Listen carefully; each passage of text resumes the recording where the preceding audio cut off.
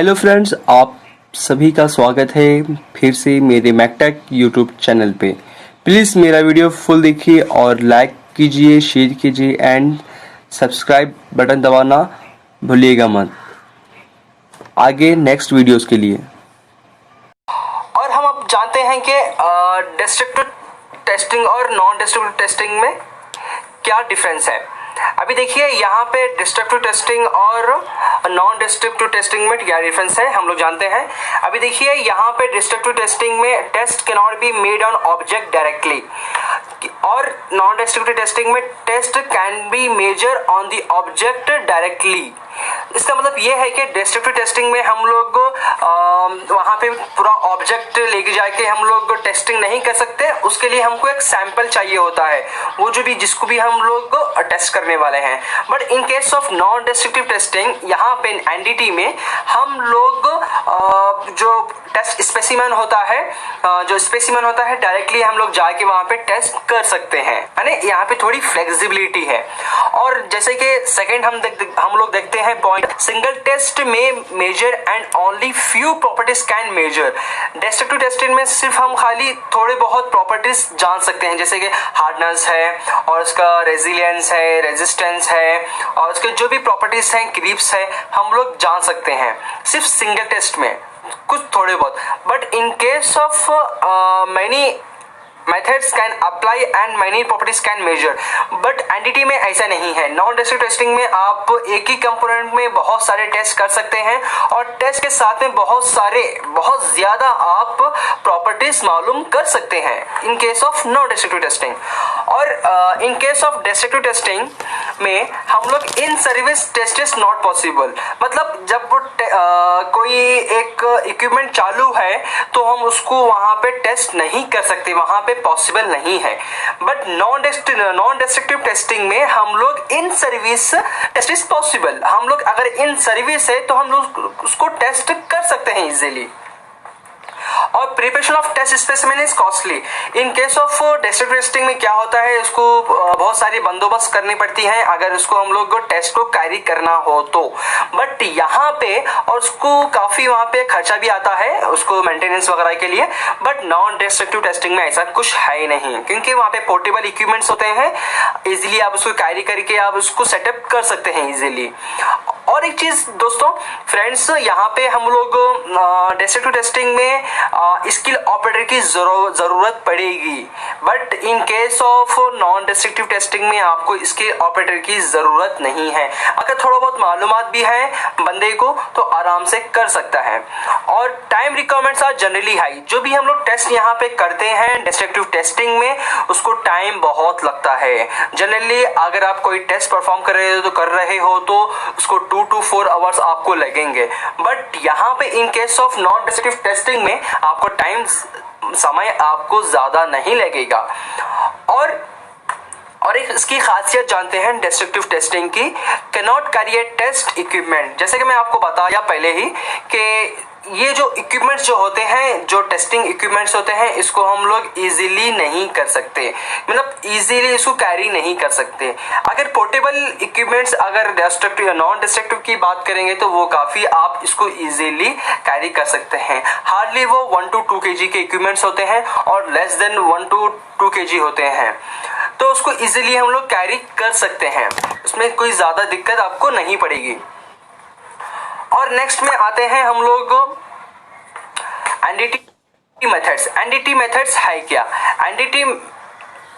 NDT methods में बहुत सारे टाइप के मेथड्स हैं जो हम लोग एनडीटी परफॉर्म करते हैं, और ये डिपेंड करेगा कि किस टाइप का आपका इक्विपमेंट है, कहाँ पे आप उसको टेस्ट को कैरी करने वाले हैं, और कितनी मात्रा में आप टेस्ट करने वाले हैं, और किस किस्म का टेस्ट है, वो डिपेंड करेगा। तो इसके अंदर एक है पेनिट्रेंट टेस्टिंग है, और एक मैग्नेटिक पार्टिकल टेस्टिंग है, अल्ट्रासोनिक टेस्टिंग है, रेडियोग्राफिक टेस्टिंग है, और एंटी-करंट टेस्टिंग है, और इंफ्रारेड थर्मोग्राफी टेस्टिंग है, विजुअल टेस्टिंग है, और बोले तो अल्ट्रासोनिक टेस्टिंग के अंदर भी बहुत सारे टेस्टिंग हैं, जैसे कि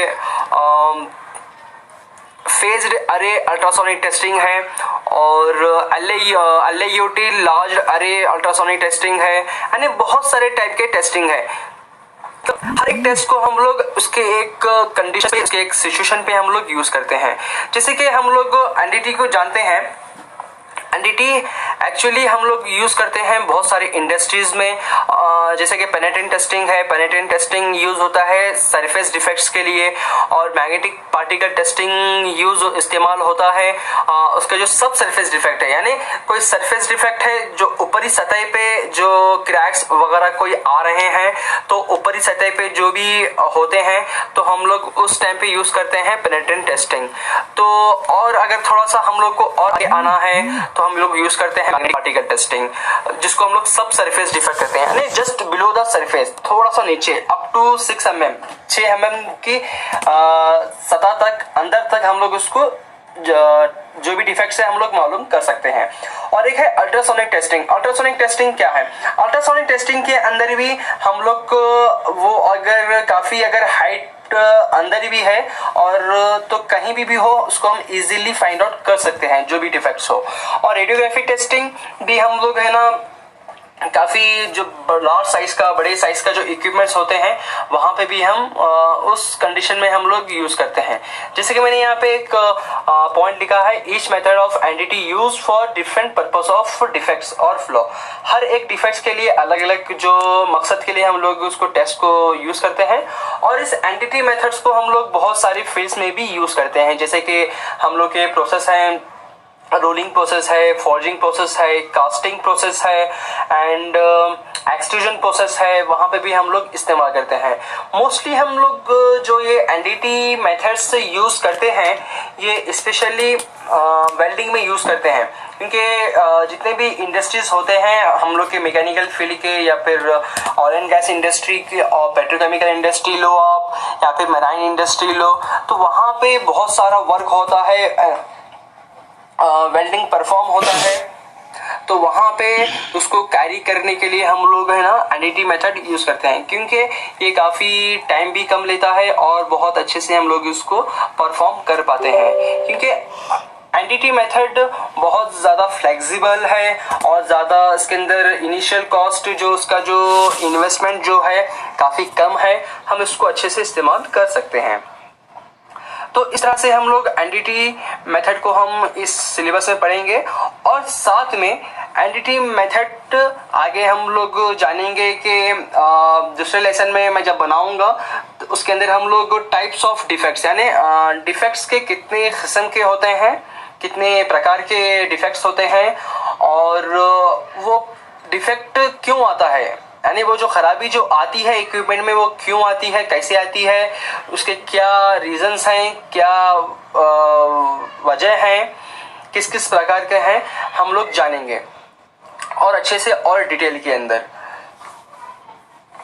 और इस एनडीटी मेथड को हम इसका एक कोर्स भी होता है, अगर हम लोग उसको कोर्स परफॉर्म करेंगे तो उसको हम लोग बहुत अच्छे से टेक्निकली इंटरव्यू क्रैक कर सकते हैं। जो भी हम लोग अगर फ्रेशर्स हैं तो फ्रेशर्स होने के बाद फ्रेशर्स अपनी कॉलेज एजुकेशन कंप्लीट करने के बाद इजीली जब भी जो भी हम लोग इंटरव्यू फेस करेंगे मैकेनिकल फील्ड में बहुत अच्छे से हम लोग इसको डिलीवर कर सकते हैं, हमारे चांसेस प्लेसमेंट के काफ़ी हाई हो जाते हैं। और ये जो एनडीटी जो आता है ये क्वालिटी फील्ड में आता है, जिसको हम लोग है ना एनडीटी परफॉर्म करते हैं, क्योंकि ये एक इंस्पेक्शन मेथड है और एक इवैल्यूएशन मेथड है और एक ये एनालिसिस मेथड है। इसके हम टेस्ट करने के बाद इसको हम रिजल्ट्स को देखते हैं, इंटरप्रिटेशन करते हैं, यानी जांचते हैं, परखते हैं कितने टाइप का डिफेक्ट है और कौन सा डिफेक्ट है, उसका इससे उसको कंपोनेंट पे कितना असर पड़ेगा। Okay friends, thanks for